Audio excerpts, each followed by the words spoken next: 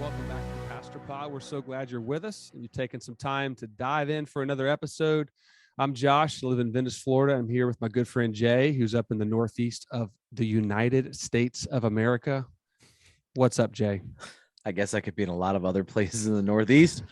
I'm great. How's everything down on the island, Josh? Oh, the island life is good. Yes. The island life is good. Yeah, man. Hey, I'm going to be honest. It's not the same. I saw you in person last week, and it's not the same on Zoom. It's just not the same.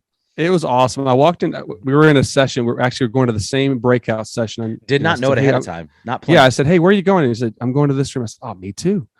So I sit down at this table and I'm looking around thinking maybe he's not here yet. And then I look over and he's across this huge room by himself, looking lonely.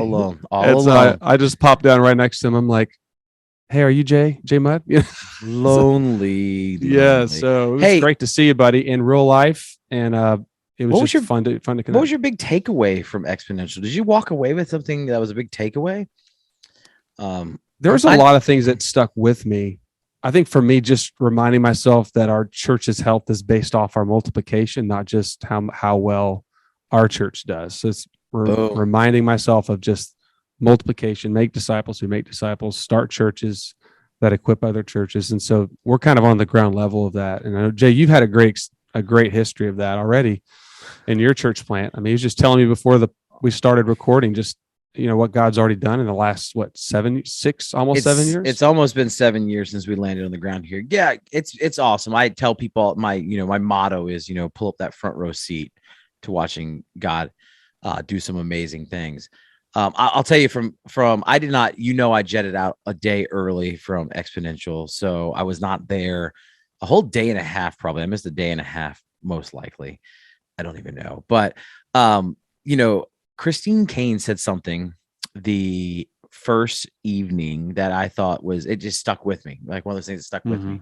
She talked about your heart and you don't have to do anything to keep your heart from drifting. She, gave this illustration of the sand, being on the beach. And it's just one of those things of like, it's so true for our hearts to trail off and to drift. Really the way to keep that from not happening is to actually do something to nurture your heart, to protect your heart. I don't know. It was just something that I walked away with that I thought was so. That's good. That was a great one. A lot of good conversation. I'm still processing a lot. And then the other night, one of the nights we talked about just asking God for him to do a work in our cities and our churches. Yes. And really, I think it was John Tyson. He shared a message on the history of revivals. And it was really awesome because he went through history and all the different moments going all the way back. I think he went back to even like 900 years ago of how each revival impacted people. And really, he said he says, yes, we need prayer. Yes, we need the word. Yes, we need to preach the gospel. He says, really, the move of God that really makes the biggest impact is just the heart attitude that says, God, we want you here. We want you in our family. We want you in our church. Like it's that heart receptivity to God moving in our lives. And that, as simple as that is, it really touched me. And really God moves and he moves in churches and in people's lives that are receptive and surrendered. And so that really encouraged me a lot, looking with what we're dealing with in our culture, what we're dealing with in churches and in ministry. So I think that was one of the sessions that I missed. And now I'm regretting missing it. It's all right. I'll send you the video. Yeah, send me the video. But I can tell you, it was great to meet with people. I got to hang out, see some faces I didn't get to see often. And really, I think one of my best highlights was I went out to dinner with this one guy and his executive pastor and the rest of his team. And it was a lot of fun. You might know him, Josh. Now I'm talking. Yeah, Jay came to dinner with me and some of our staff. It was a blast. Pastor Allen was with us and a bunch of other great people. It was like we're actually having him on. Yeah, we ate like it was like 4.5 hour meal. Well, it took forever to get there, and then we ordered our food. 4.5 hours. Like I got done, and my wife was like, "Are you just getting done?" I was like, "Yeah, it was blast. Time flew. We're having too much fun. We had too much fun. So, but speaking of your executive pastor, next week I'm excited. We're going to be talking to Alan Smith, and that's going to be a lot of fun. He'll be on the podcast talking about this role of executive pastor, which is a very valuable role. Mhm. I don't necessarily have the luxury of having one, but I've been on church staffs that do. Josh, you have top notch one. We'll talk to him next week. I'm looking forward to that. Absolutely. It's going to be a lot of fun. So make sure you tune in for that. Yeah, but this week, Josh, we're talking about something I know that you're just because of the stage of life you're in the church, it's very important to you. It's something that's in my DNA. Just every church planner is going to be able to resonate with this. It's this idea of casting a compelling vision, talking about this vision, casting it. And so let's just dive in a little bit on this conversation, and let's do our very best to just have an open dialogue about what it means to have a compelling vision. But I think what we should start with is this concept of, like, when we say vision, who can and should be casting a vision, who it can and should be. When I think about that personally, I think on some levels, anyone can cast and should be casting vision. If you're a parent, you have a vision, you could have a vision for your family, what you guys want to do, what you want to accomplish. And so I think on some levels that's the case. But Josh, what about you? What do you think? Who can and should be casting a vision?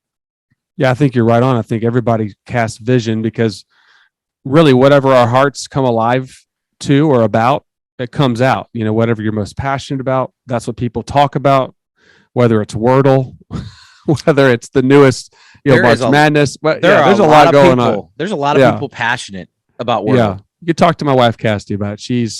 She's into Wordle, Nerdle, Mathel. I don't know, but it's a lot of fun. She enjoys it. She gets to connect with her friends. But like whatever we're most passionate about, we talk about, and we'll cast a vision of why others should do it. So whether it's sports, whether it's hey, let's get help, let's become more healthy, let's go work out together.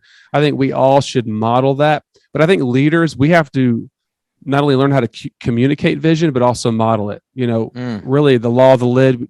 John Maxwell teaches that the organization, the church cannot grow past the maturity and the level of the leader. And so that's the ongoing burden, I think, and challenge of being a pastor or a leader just in the marketplace, because everything rises and falls on leadership. So I think we all cast vision, whether we know it or not. Yeah. I mean, you've been out, and let's break it down to the simplest form. The last time you went to a restaurant that you had a, great meal at, great experience at, you're probably going to share that with someone else. Mm-hmm. The basic level is like, yeah, you're saying, hey, like, this is a great place to eat at. That's very, very elementary level of like what we're talking about here. But it's this idea everybody can, and on some levels, especially leaders in churches and the marketplace should be, casting some form of vision for where they're leading. That's mm-hmm. part of the nature of being a leader. Now, this being the pastor pod, let's take this and funnel it through the lens of the local church. So, why is vision important in the context of a local church? Why is it so important for the local church to understand the idea of vision and have a compelling vision? What do you think, Josh? Well, I think vision, one definition is it's a compelling picture of the future or a hopeful future. And most churches, and I can say this because I caught fog, sometimes in my brain and where we're going. I can go through seasons where I'm like, Lord, what are you trying to teach me? What do we need to do next with our sermon series, with our focus on mission? And so I'm trying to find clarity whenever I become foggy. And so we follow Jesus, the most visionary leader of all time, who not only modeled it, but he showed it. He said, and he also taught it and communicated it so well through his teaching and parables and his correction of his disciples on what leadership looks like. I mean, he always said, "You've heard it was said, but I say to you, the greatest is the servant of all." He always took whatever the culture said and had a kingdom answer, an answer that represents the heart of God. And so, really, just to define terms, this was helpful for me a while back. The mission of the church is the what. This is what we're called to do.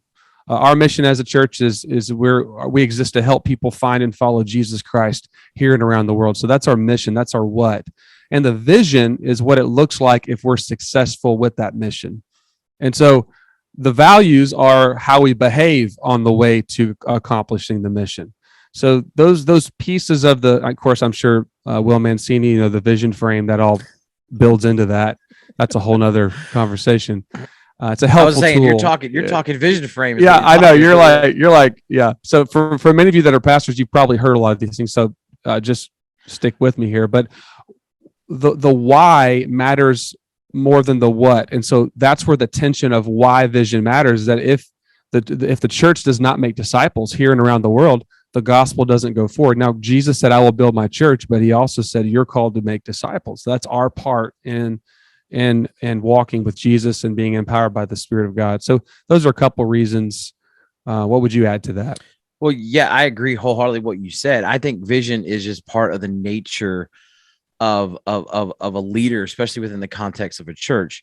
We can go all the way back to the Garden of Eden, all the way through the book of Revelation. What we see is God is casting vision for hope of eternity, right? We're doing a series right now at Milestone through the book of Daniel, and I'm looking at Daniel chapter 2 today. I was shoulder deep, by the way. It's like heavy and trying to figure out how to communicate the interpretations of the dream. But what it is in the interpretation of the dream, there is a vision cast for the hope of eternity that's going to come. And this is God showing and casting that vision for what he's doing. It's part of what we should be doing, especially when it comes down to helping people to see and dealing with that tension that's in the world. We live in a broken world, and that causes tension, and people are looking for answers. They're looking for that next step of what we should be doing, how we should be going about doing it. And again, I want to take this even back to a leader. One of the things I just did, I left. I told you earlier, I left Exponential to go. I had to do something else on my docket. I went and spent time at the one-on-one training where that vision frame came back again. And spending time working on that is a personally, how has God uniquely put me together and the vision for me in how I'm operating personally. And so it comes back to what you said earlier, is that leader, it stems from the leader, what God's doing in their life. Cause it's hard for us to lead somewhere where we've never been before, or where God is not, God hasn't shown us. One of these, I have it sitting on my wall right over here. It says vision. And then over top of it is written, I had a college student want to do this for me. It says, if you can't see it before you can see it, you'll never see it. If you can't see it before you can see it, you'll never see it. That's good. I don't think it's original to me. I don't quote me on that, because somebody's gonna be like, you didn't say that. I didn't. I know I picked up on it, and I thought I like it, and I've owned it since. So I think somebody told me if you say it more than 3 times, it's yours. So I've said it more than 3 times, it's mine. But I agree with you, Josh. I really do think it's a compelling picture of the future. It's almost like this idea, and we're going to talk about this in just a second, of dealing with the tension that needs to be dealt with, and showing there's hope on the other side of that. So here's the thing, is you may be listening right now as a leader going, how do I know if I have vision? How do I know if I've got a compelling vision? How do I know if people are following? And so, Josh, I'd like to have a little bit of a conversation here about, what are the indications? What are some alarms that we could see within the context of a local church that may hint that there's a lack of vision or not a compelling vision? In your understanding and your, maybe what you've seen, what you've witnessed over your years of ministry, what are some of those indications that vision might be lacking in the context of a local church? And this is a huge need today, because there's so many outside voices vying for our attention as people and as pastors, because the world is saying, hey, all of these things matter. In other words, set aside the gospel, and you need for the next 6 months to talk about this hot topic that the news is talking about. Now, I think we should always speak to issues with a biblical worldview, but when the church loses clarity, it becomes distracted, it becomes discouraged. In other words, everything becomes the most important, and we lose our purpose that Jesus gave us. And I really struggle with the word vision because it's so overused as well, though, Jay. I mean, there's books about it, whether it's Christian or not. And as followers of Jesus, we don't come up with the vision. Like, it's not my vision, your vision. We are simply applying the vision Jesus gave us to make disciples here and around the world by loving people like he loves people, right? All those great commandment, great commission. And then we find a way to make that happen in our context. So when we think vision, it's not like you have to go off to a mountain somewhere and chart out a graph for 4 days. of this new vision. Really, the vision is we want to lead people to find and follow and grow and serve Jesus. And so we've got to be laser focused on the mission. And what I find growing up in church and even being, you and me are pastors, people like programs, they like events, they like to be busy, specifically in the Southeast. Sometimes the churches that feel like they're the strongest, or the people that talk about the churches being the strongest, are the ones that keep them the most busy doing church stuff. And the truth of the matter is vision leaks. Like, we're all leaky buckets. I forget who said that, but it's stuck with me. And we have to remember who the church is, why the church exists, why we're here. We have to keep coming back to that.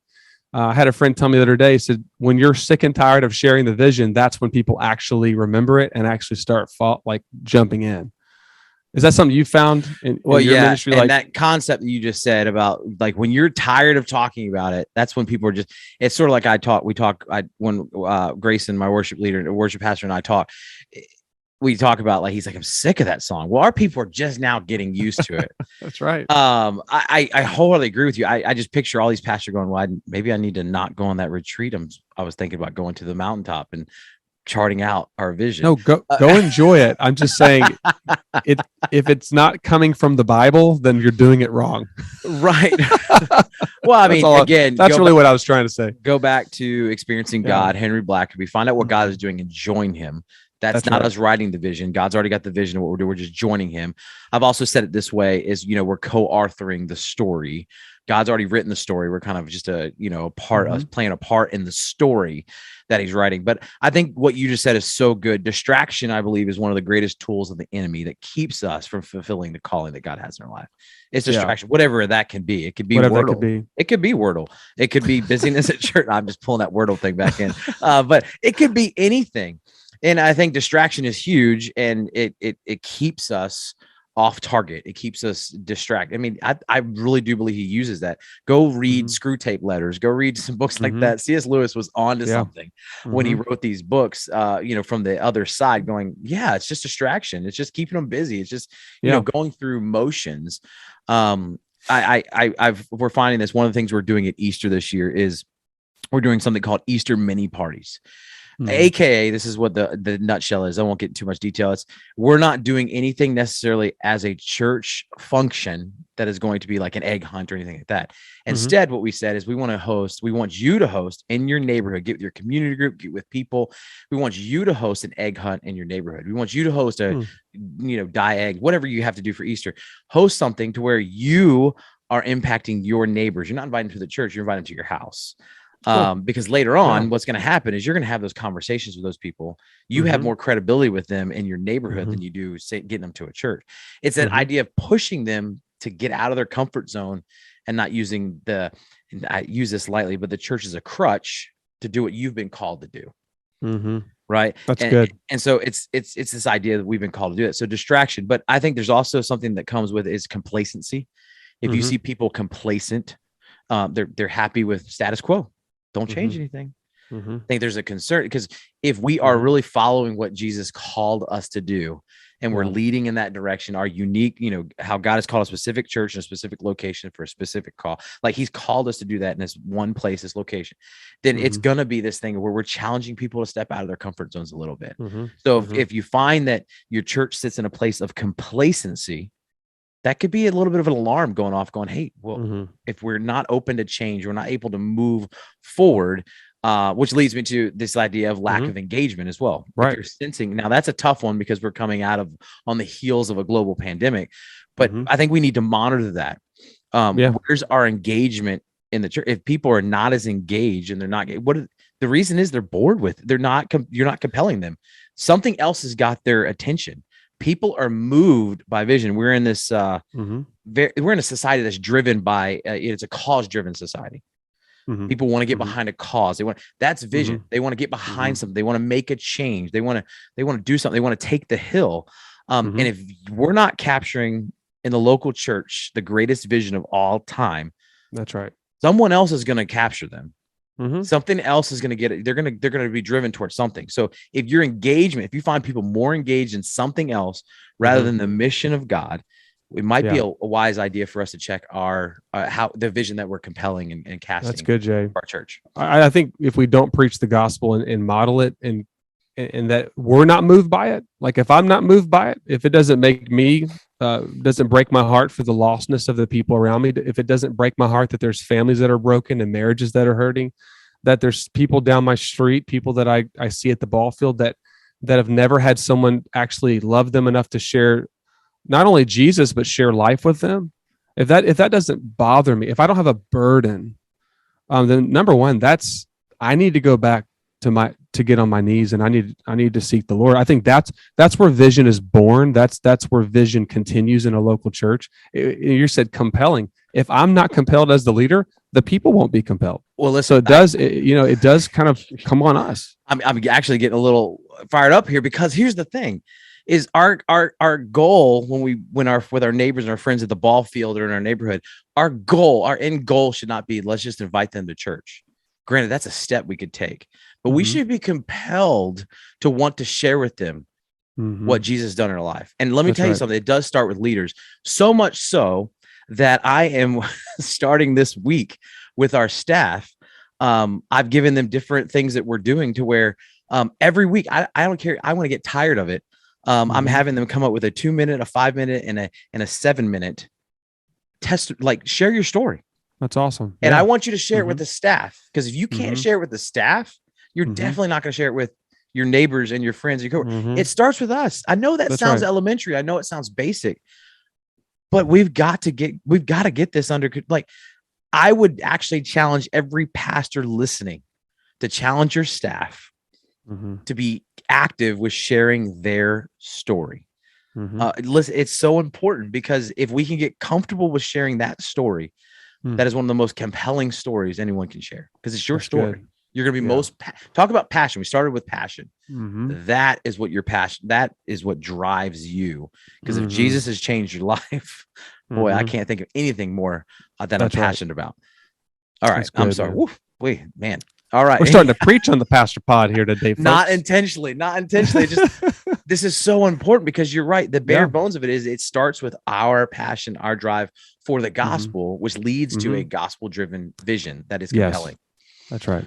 So thinking about that, Josh, we probably need to answer the question, what are the key components? When we're wanting to cast a compelling vision, what is that made up of?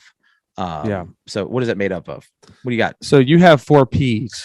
Okay. So I have 3 I's. So here we are with our alliteration. Would we get a good grade in our homiletics class, Jay? Let me tell you this. I never preach this way. I can never come up with the P's and all that. I don't know how this today happened. We're going to learn the 27 P's of peace. It's like, this will be a long one. I can't. No, I'm just kidding. But I know it's helpful. Have some handles, but at the same time, clear over cheese is what I always try to do. How did you do eat? I save the dad jokes for later. I usually tell the band earlier in the morning my dad jokes, so I get it out of my system, so I don't say it during my sermon. Then I still do it, and everybody's just like, stop. Josh, you want to start with your I's? You want me to start with my P's? I want to start with you, because I like what you put. Like what you put down, my friend. Okay, so just so you know, we have notes, so he can see what I'm going to say before I say it. A lot of times, actually, half of what we just said. Sometimes I'm like, half of what we said is not on the script today. So, anyhow, all right. So I did come up with 4 P's of a compelling vision. First P is prayer. Seek direction from God. A revelation from God. Like, how do you want me to lead this specific church on mission? So it starts with God, prayer. The second P is problem. Again, that tension that we're talking about, a problem or a hurdle that needs to be overcome. How do we, we need to identify that. There needs to feel that tension. When we're preaching, we always are looking for that tension, because that's the point where we can grab people's attention. So that problem is huge, and God's going to reveal that to you through prayer. He's going to show you the gaps, the voids, the hurdles. All right. And then there's a proposal. The third P is proposal, right? So it's that what if, what would it look like if we were able to solve this, if we were able to bridge the gap, if we were able to fill the void? What would that do? How would that change people's lives? How would that impact our community? And then the last P is position. It's then, all right, so if this is the problem, like if I've been praying and this is the problem, and I'm proposing to you like this is how we can overcome it, I'm going to position you by giving you ways that we're going to take the hill. We're going to achieve this.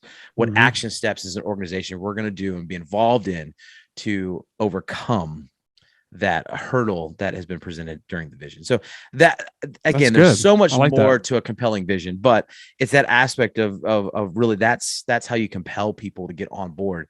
And again, you can put this in not outside of the church, and you can say, this is really any organization that is cause driven. This is what they do. It's the same thing they do. Maybe not the prayer part, but they identify the problem. They'll propose, this is how we can change it. And then they'll give you action steps on how to do it. We've all been there. We've all been a part of it. And again, what's the difference maker here for church leaders and us in the church is the prayer and seeking God for direction of how we're to get on the same page in the center, walking hand in hand with his will. That's good. Josh, I like that. I think that's helpful, man. Eyes. Position. So the three eyes is information. You share really the download of what you believe God has called you to do. So for us, we're in a 2-year financial campaign to build our first campus. So we have 22 acres we're praying for. So I would share the information that we have this ability, we have this land, we have this opportunity. And then I share inspiration. So information, inspiration. This is where this is the tension. This is the inspiring. Hey, what could it look like if we were to build our first campus to minister to the needs of families, reach more people for Christ, build healthy families, serve the world, blah, blah, blah, develop that inspiration of, hey, what imagine with me, what would happen in the next, 5 years if we're able to reach this goal, and how many people we can impact and disciple, and also churches and missionaries started and sent. And then the invitation to ask them to pray about their part in that vision, whether that's to serve, whether that's to give, whether that's to pray about their part in it. So very similar to what you're saying. I think it just leaves people with the tension and the leading of the Holy Spirit. You go pray, you ask what your part is, that we're better together when we serve on mission, unified as a church. And I'll say this too: a vision without a process is just a pipe dream, right? If we just have vision with no process, it'll just stay on the paper. And so that's a big one for me that's I've been convicted of. Jay's off the charts with vision. I've learned and had to learn through the years how to cast vision. I'm still learning that. But if we don't have a clear pathway to get there, this is where you need to develop a team around you. This is where so many wise leaders that I know and serve with can jump in and say, okay, here's where we want to go. Here's how we can get there. And of course, God is leading and things change, but information, inspiration, invitation. Hopefully that's encouraging to some of you guys. You need to say this again, Josh. I think we need to say, I tried to write it down and I missed it. Vision without a process is just a pipe dream. Someone said a quote like that. I don't remember who said it, but it stuck with me because so many times we say, well, I have this vision, or I even read this last week that most podcasts don't make it past how many episodes? Was it I don't 5? remember. I don't know. It's more than 5. And we've stayed committed, Jay. I mean, it's been fun. I mean, I'm learning so much and I love what we're doing, but here's the thing. It's easy to get excited. And I'm bad about this. Man, I'll start a new thing and I'm going to go do this. I'm going to go ride my bike 12 miles every 3 days. And then it's like, I'm slacking or whatever it is. It's easy to be excited on the front end, but without a process, the dream just kind of turns into just a wish and it doesn't happen. That's so good. And you have something in your notes here. I'm not going to take credit for this. I think it needs to be said though, is that when we do have this compelling vision, when we do have this, this clarity on what God is telling us to do, Josh, you have written here. So this is Josh. I'm just going to say it for him. It really does give us the freedom to say yes to the things that align with the vision and no to the lesser things that distract us from the vision. If you want to elaborate on that, you can, if I mess that up, because that's yours. It's in your notes, but it's so true though, Josh. Well, it is. I think, Jay, you've planted a church from you leaving everything you knew and went to a place you didn't know. And so you have seen God do a great work, but I know I experienced probably like you did when I was part of starting a new campus. They're not exactly the same, but we had a lot of new people and they all had their own vision for the church that God was birthing. And so even with the church now where I'm at, where there's many people that have been here for many years, we still have new people coming in from all over America, and everybody has what they've experienced, or they've grown up in a different background or denomination. And so the more people that are moving and coming into our churches, if we're not crystal clear in our vision, then not only can the church become distracted and discouraged, but I think fatigue sets in. I don't know about you, Jay, but when I get all these questions and input, it can be overwhelming because you always love ideas. Yeah. But how do you guide people to understand, okay, this is the mission of the church. That's a good idea. And you're it. God's calling you to do that. I'm here to support you and equip you. But man, at the end of the day, we as leaders have got to hold on to the scripture and focus on the gospel, because if not, the vision will leak and our churches will lose their power. And that's why so many close their doors, is because we've allowed the culture to set the tone of what the church should be about, when it's always goes back to what Jesus said. Yeah. And I think a temptation you have there, you said that, like, a lot of people come in. I remember, I got to share, right when we started the church, right? I tell you all the time, like, I feel like fundraising never stops in church planning. Mm-hmm. But we had somebody come and sit down with me and go, "Hey, I love what you're doing. I love what you're doing. But here's what I think we should do." Mm-hmm. And they wrote a check that day, and it had a lot of zeros. I'm not going to tell you how much. Just for a church planner, the eyes got big. You're like, whoa. And it was almost as if they were like, "Here's what I think we should do, and here's some check. Here's a check." And I remember in that moment, it was very, very challenging. But I slid the check back across the table and said, "I'm passionate. I'm grateful that you're here, but we're passionate about the vision that God's called us to. Yep. And I'd love to have you on board, but there's certain things that we can't do." That's tough, isn't it? Now, listen, that person stayed with us. That's awesome. That person stayed with us. Mm-hmm. But it was a very, very clear point. Like, the vision can't be for sale.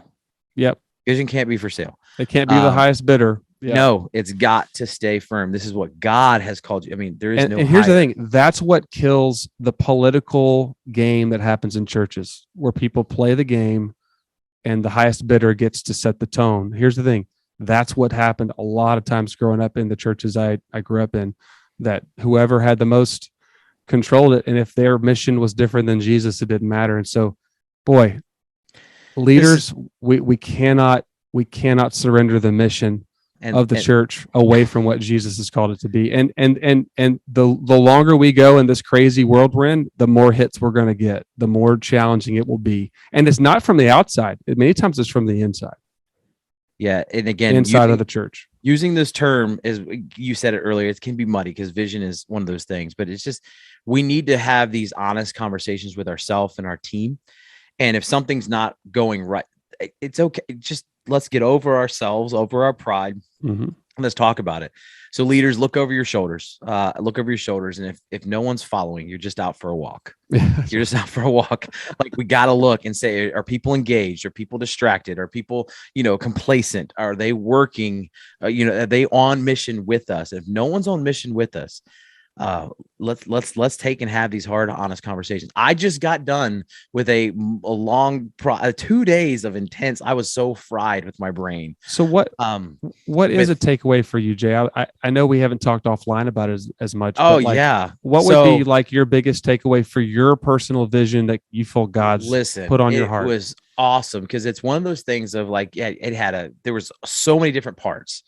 And I don't want to get into too much detail because it's so many different parts. But it was just me and my trainer in one room for 2 days.